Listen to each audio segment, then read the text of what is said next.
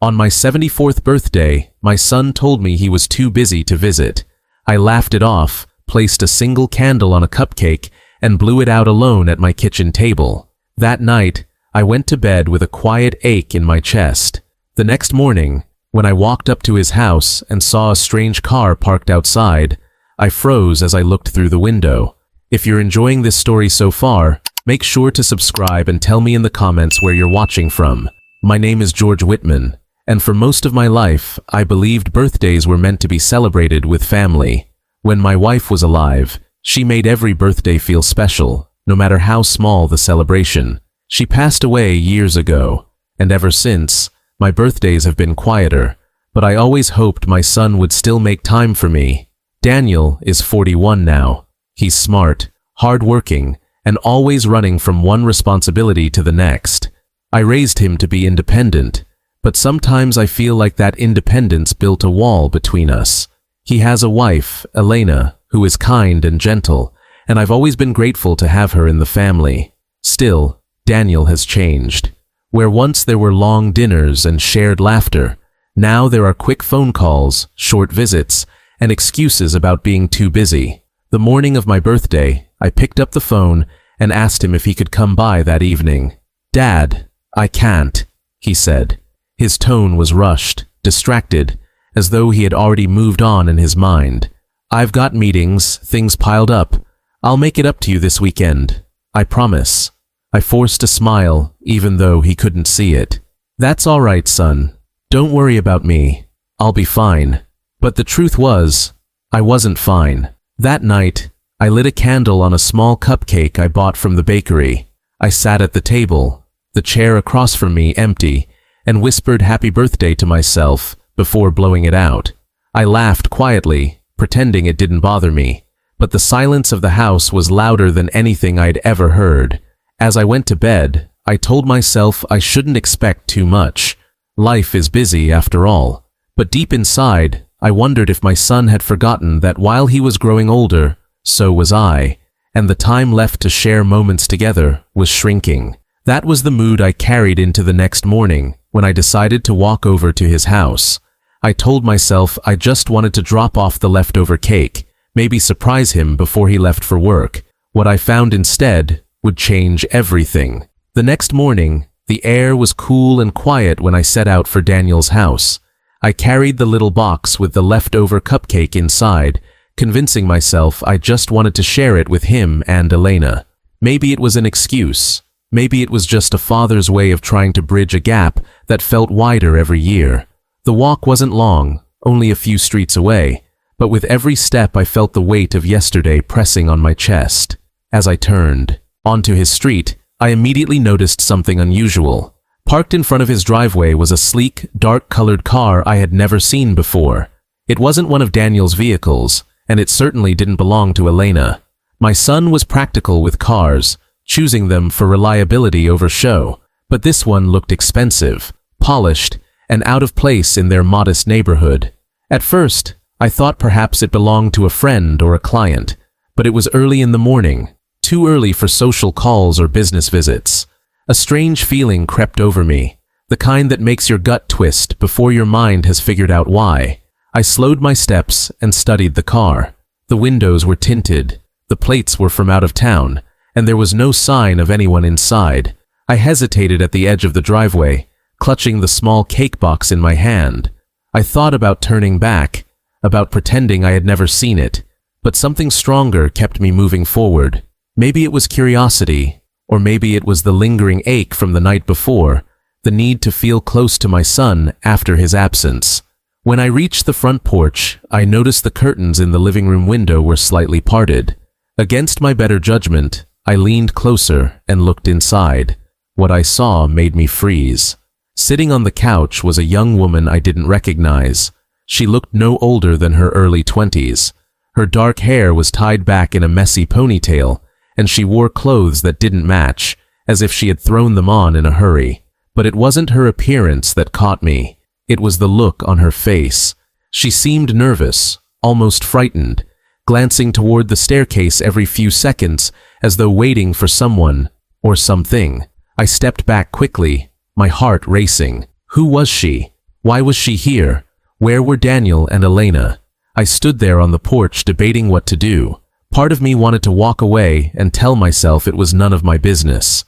Another part of me, the father who had spent decades protecting his family, couldn't ignore what I had seen. I knocked firmly on the door. After a moment, the young woman appeared at the entry. She opened the door just a crack, her eyes wide when she saw me. "Can I help you?" she asked, her voice small and uneasy. "I'm George," I said gently. "Daniel's father. Is he home?" She hesitated, her hand gripping the edge of the door. "No, he's not here right now." Her answer didn't sit right. Her tone was nervous, and her eyes flickered behind me, as if she was afraid of being seen talking to me. I tried to keep my voice calm. "What about Elena? I saw her car in the driveway." The young woman swallowed hard before replying. "She's upstairs, resting." Something about the way she said it made my skin prickle. There was no warmth, no natural ease in her words. It sounded like a line she had practiced. I leaned forward slightly, lowering my voice. "Are you all right? You look upset." She stiffened, shook her head quickly, and tried to close the door. Instinctively, I placed my hand on the frame to stop it from shutting. "Wait," I said softly. "If something's wrong, you can tell me." Before she could respond, I heard a voice from inside the house. It was Elena. "Who's at the door?" The young woman froze. A second later, Elena appeared at the top of the stairs, her face pale and tired. She looked at me with surprise that quickly shifted into something else, something closer to fear. "George," she said slowly, "what are you doing here?" I stepped inside, ignoring the tension in the air. "I came to see Daniel, and I want to know what's going on. Who is this young woman, and why is she here?" The young woman lowered her head, avoiding my eyes. Elena glanced at her and then back at me, her lips trembling as if she wanted to explain but couldn't. The silence stretched, heavy and uncomfortable. That was when I knew for certain. Something was wrong in this house. Something they were hiding from me. I set the cake box down on the counter and folded my arms. I may be old, but I'm not blind. I deserve to know the truth. Where is my son? And why are you all acting like strangers? Neither of them answered right away. Elena's face grew tighter, her eyes shimmering as though she were holding back tears. The young woman shifted nervously, glancing at the door as if she wanted to run. In that moment, I realized this wasn't just about being left alone on my birthday anymore. I had stumbled into something deeper, something that carried fear and secrets, and whatever it was, it had pulled my son and his family into its shadow. I felt the weight settle in my chest as I stood there, staring at the two of them. The conflict wasn't just between me and Daniel's neglect anymore. It was something darker, and I knew I couldn't walk away until I uncovered the truth. I stood there in Daniel's living room, the air heavy with silence. Elena remained on the stairs, her face pale, while the young woman shifted uncomfortably by the door. I could feel their unease pressing against me like a wall.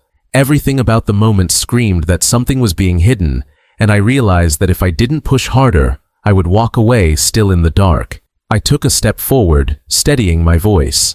"Elena, I want you to tell me what's happening. Where is Daniel?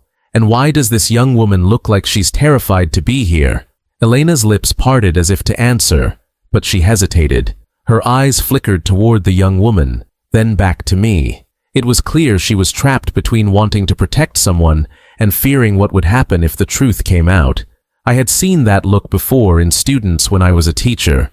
People carrying secrets too heavy for them. I can't explain right now," she finally whispered. Her words only fueled my determination. I turned to the girl. "What's your name?" She looked startled, almost guilty for being asked directly. After a moment, she said softly, "Sophia." I nodded. "All right, Sophia. Do you live here?" She shook her head quickly. "No, I'm just staying for a little while."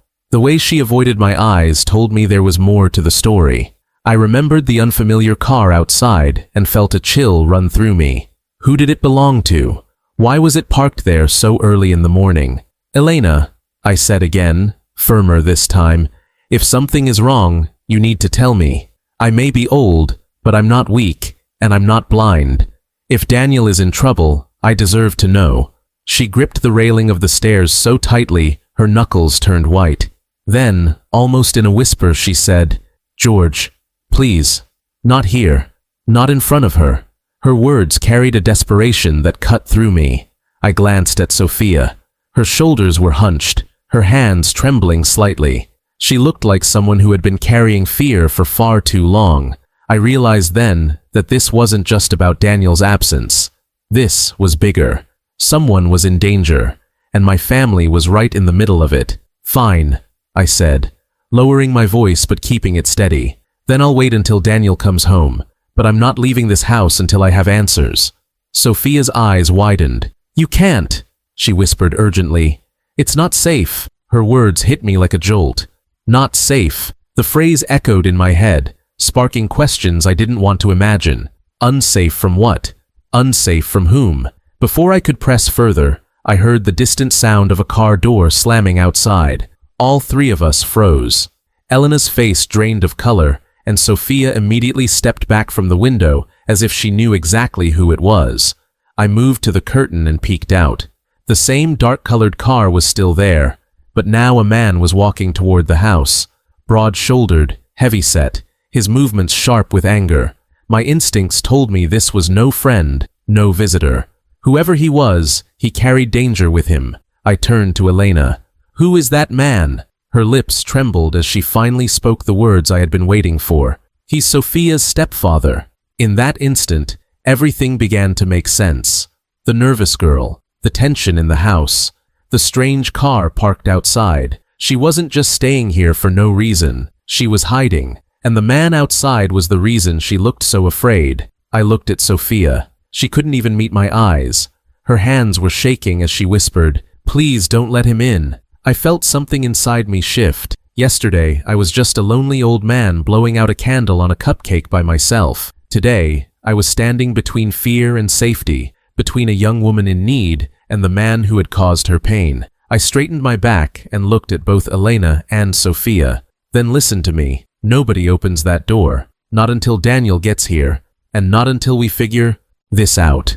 I may not know everything yet, but I know this. I won't let harm walk through that door while I'm standing here." Elena's eyes filled with tears. Sophia nodded silently, her face pale, but a flicker of relief crossing her expression. In that moment, I felt the shift within myself too. I was no longer just a father searching for answers. I was a protector again, the same way I had been for my family when they were young. The knock came a moment later, hard and sharp against the wood. The man's voice followed, deep and angry. "Sophia, open this door now." Sophia flinched, but I stood tall, placing myself between her and the sound of that voice. My decision was made. I was not leaving. I was not stepping aside, and I was not letting fear dictate what happened in my son's home. That morning, in the face of danger I had never expected, I discovered something important. Age may slow your steps, but it never takes away your strength when someone you love is in need. The pounding on the door grew louder, shaking the frame with every hit. "Sophia!" The man's voice boomed, deep and filled with anger. "I know you're in there. Open this door before I break it down." Sophia clutched the edge of the couch, her eyes wide with terror. Elena moved quickly to her side, wrapping an arm around her trembling shoulders. My own heart was racing, but I forced myself to stand firm. I had faced angry parents in my years as a teacher. I had dealt with men who thought intimidation was power, and I had learned that standing calm in the storm is often the strongest move a man can make. I walked closer to the door and called out, my voice steady. "Who are you, and what do you want?" The man barked back, "I'm her stepfather. She's my responsibility, and she ran away. She doesn't belong here. Open this door before I call the police." I clenched my jaw. His words didn't carry the tone of concern. They carried ownership, control, and rage. I looked back at Sophia. She was shaking her head violently, whispering, "Please don't let him take me. Please." That was enough for me. I raised my voice, firm and unwavering. "You need to leave. This is my son's home, not yours. If you don't go now, I will be the one calling the police." The man laughed bitterly. "Old man, you have no idea what you're getting into." She's mine to deal with. She's been nothing but trouble, and I'll make sure she learns her lesson." The way he said it sent chills down my spine. I could see Sophia bury her face in her hands, unable to bear the sound of his voice. Elena's face hardened too, and I knew she understood. This wasn't just some family disagreement. This was abuse, plain and simple. The man slammed the door again, harder this time. "Last chance. Don't test me." I turned to Elena. "Call the police. Now." She nodded and hurried to grab the phone. Sophia was sobbing quietly, but when she looked up at me, I held her gaze. "He's not getting in," I said firmly. "Not while I'm here." Minutes felt like hours as the man paced outside, cursing under his breath and pounding on the windows. At one point, he tried the handle, rattling it violently, but the lock held. I planted myself in front of the door, my back straight, my fists clenched at my sides. Inside, fear churned, but above it was something stronger, an iron resolve. Finally, headlights swept across the driveway. Daniel's car pulled in, and he stepped out, confusion written all over his face as he saw the scene. He froze when he spotted the man outside, but then his eyes landed on me standing inside with Elena and Sophia. His confusion turned to alarm, and he rushed toward the porch. "What's going on?" Daniel shouted, trying to push past the man. The stepfather spun on him, jabbing a finger in his chest. "This is none of your business. She's coming home with me." Daniel shoved his hand away. "The hell she is. This is my house. You don't belong here." I quickly unlocked the door and pulled Daniel inside before the man could react. As the door slammed shut, I could feel the stepfather's rage boiling outside. Daniel turned to me, his eyes full of questions. "Dad, what is happening? Why is Sophia here?" Before I could answer, Sophia stood shakily, wiping her tears. "Because I had nowhere else to go," she whispered. "He's been hurting me for years, and when he found out I told someone at school, he threatened me. I ran. Your wife said I could stay here until I figured things out, but he followed me." Daniel's face darkened with fury. He turned to Elena, who nodded through her tears. "I didn't want to keep it from you, but she begged me not to tell anyone until she felt safe. I thought we could handle it quietly." Daniel buried his face in his hands, torn between anger at the situation and love for his wife's compassion. He looked up at me, his voice rough. "And you, Dad? You walked right into this?" I nodded slowly. "Yes, and I won't walk away. Not from this. Not from her." The pounding outside grew again, but this time the sound of sirens cut through the night. Red and blue lights filled the windows, and within minutes, police officers were pulling the man away from the porch, his shouts echoing down the street as he fought against their grip.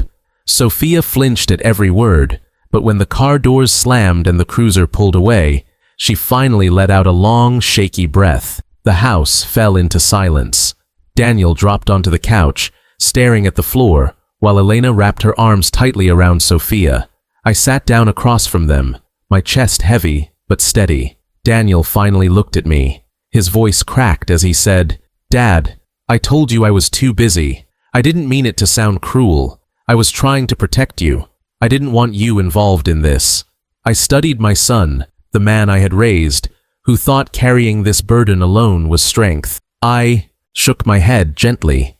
"Daniel, strength isn't hiding the truth from those who love you. Strength is facing it together. You may have thought you were protecting me, but today I protected you.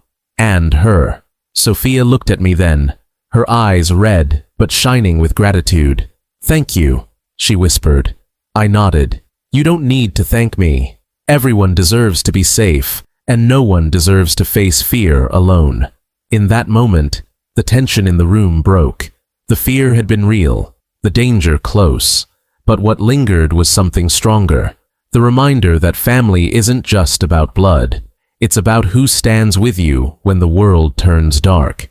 The night the police took Sophia's stepfather away, the house finally fell quiet.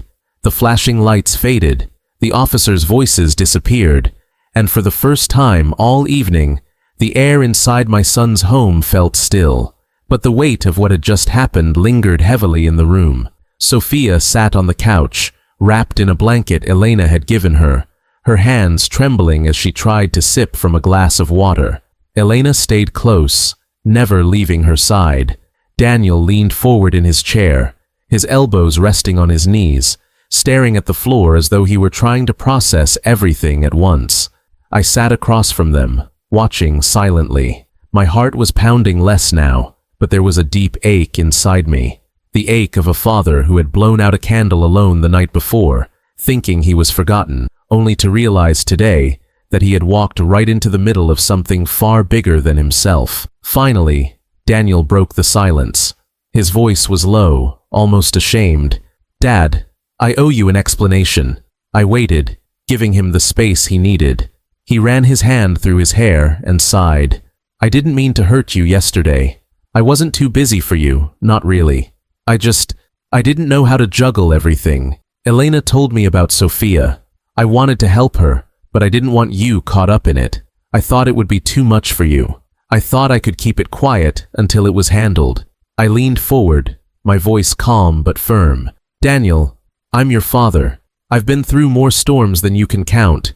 You don't protect me by shutting me out. You protect me by trusting me enough to stand beside you. You told me you were too busy, but the truth is, you were afraid to let me in." He looked up at me, guilt swimming in his eyes. "You're right. I underestimated you. I thought I was shielding you, but instead I was carrying it alone and pushing you away." Sophia spoke softly then, her voice fragile but steady. "If it weren't for you today, I don't know what would have happened. When he knocked on that door, I thought my life was about to end, but you stood there, and I felt safe for the first time in years. Thank you, Mr. Whitman." Her words cut straight to my heart. I smiled gently at her. "You don't have to call me Mr. Whitman. Call me George. And remember, you're not alone anymore. You have people who will fight for you now." Elena wiped her eyes, her voice breaking. "George, you don't know how much it means to have you here. I wanted to help Sophia, but I was terrified too. Tonight, you reminded me that family isn't about age or weakness. It's about strength, the kind that comes from standing together." Her words stayed with me long after they were spoken. That night, as the house settled into quiet again, I sat on the porch with Daniel. The sky was clear, the stars sharp against the darkness. For a long while, neither of us spoke. Finally, he turned to me. "Dad, I'm sorry. For yesterday. For the way I've been distant. I didn't mean to make you feel alone." I looked at him, my son who had grown into a man, but was still, at his core, the boy I raised. "Daniel, I don't need perfection. I just need honesty. You may be busy, you may stumble, but don't ever forget, your old man is still here, and I'll always stand with you." He nodded, his voice tight with emotion. "I won't forget again." The next morning felt lighter. The strange car was gone, Sophia's stepfather was in custody, and the house that had felt heavy with secrets now carried something else, healing. Sophia sat at the table with Elena, eating breakfast, her laughter timid but real. Daniel joined them, and for the first time in a long time, I felt like I was truly part of their world again. As I walked home later that day, I thought about the lesson buried in it all. Growing older doesn't mean being pushed aside, and it doesn't mean becoming powerless.